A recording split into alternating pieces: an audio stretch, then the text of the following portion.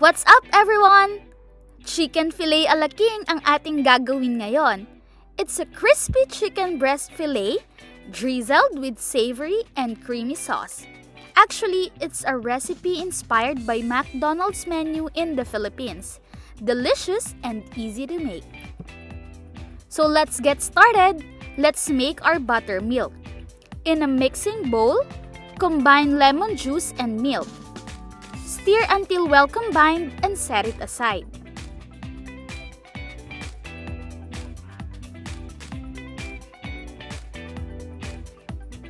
And for this dish, we're going to use boneless and skinless chicken thighs.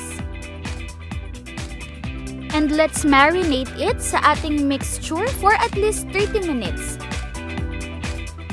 And meanwhile, let's prepare our dredging station.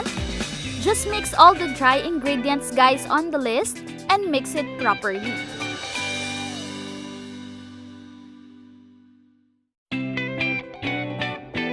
Now, it's time to coat our chicken nicely and evenly. Deep fry and cook for 12 minutes or until golden brown.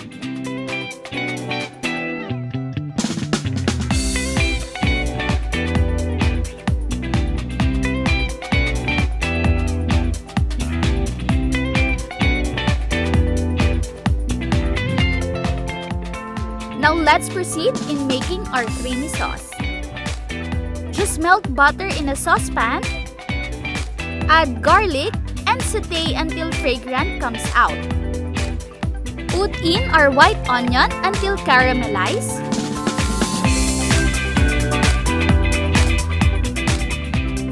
Add carrots and saute for another 1 minute.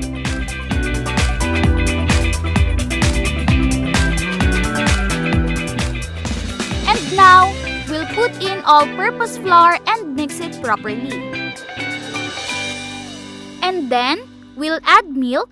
But guys, ang ginawa ko is hinati ko siya into 3 portion ang paglalagay ng milk, as shown in the video.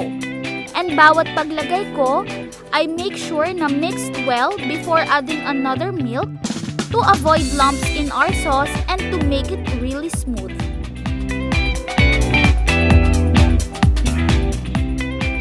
So guys, cook it until smooth and creamy.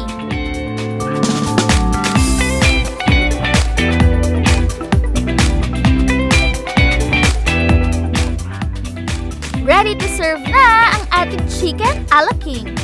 And it's so good!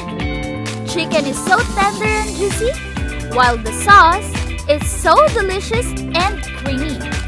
Perfect combination. Well, another dish has been added on my favorites. Thanks for watching! Don't forget to hit the subscribe and bell button. Enjoy!